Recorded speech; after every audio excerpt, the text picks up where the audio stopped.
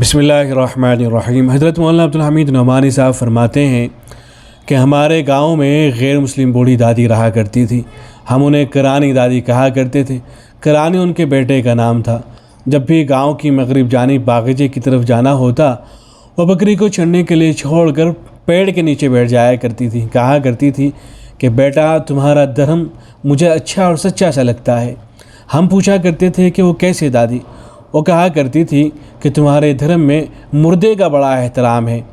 نہلا دھلا کر، خوشبو لگا کر انتم سنسکار کے لیے قبرستان لے دعا کرتے ہیں۔ دعا کرتے ہوئے عزت سے دفن کر دیا جاتا ہے۔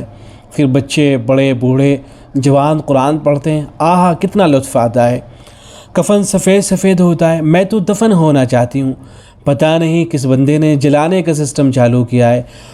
اس نے بالکل نہیں سوچا کہ جلانے میں تو اسی دنیا ہی میں آگ سے واسطہ پڑتا ہے۔ کفن جلتے ہی مردہ ننگا ہو جاتا ہے۔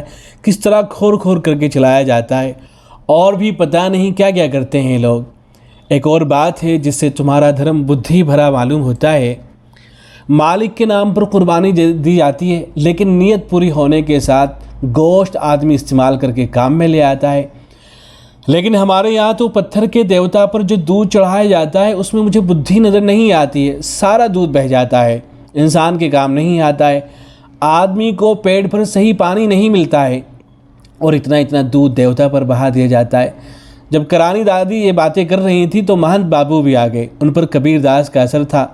بات بات پر کبیر کے دوہے سنایا کرتے تھے، چوبائے پڑھتے تھے۔ انہوں نے دادی کی بات سن کر کہا کہ دودھ بہانے کا فائدہ سمجھ سے پرے ہے۔ یہ برہمن وادیوں کا نکالا ہوا طریقہ ہے۔ پانی تک نہیں پینے دیتے لوگ، دودھ تو دور کی بات ہے۔ حضرت مولانا عبدالحمید نعمانی صاحب فرماتے ہیں کہ یہ بات اچھوں کی سمجھ میں نہیں آتی ہے، جبکہ عام آدمی اپنے انداز میں پتے کی بات کہہ جاتا ہے۔ آج بھی ہمیں کرانی دادی اور مہنت بابو کی بہت سی باتیں یاد آتی ہیں۔ حضرت مولانا عبدالحمید نعمانی صاحب نے بہت ساری عمدہ کتابیں لکھی ہیں، خاص طور سے ہندوازم پر ان کی بہت ساری عمدہ کتابیں موجود ہیں۔ اور دارالعلوم دیوبند میں ہندوازم پر محاضرہ پیش کرنے کے لیے بھی تشریف لایا کرتے ہیں۔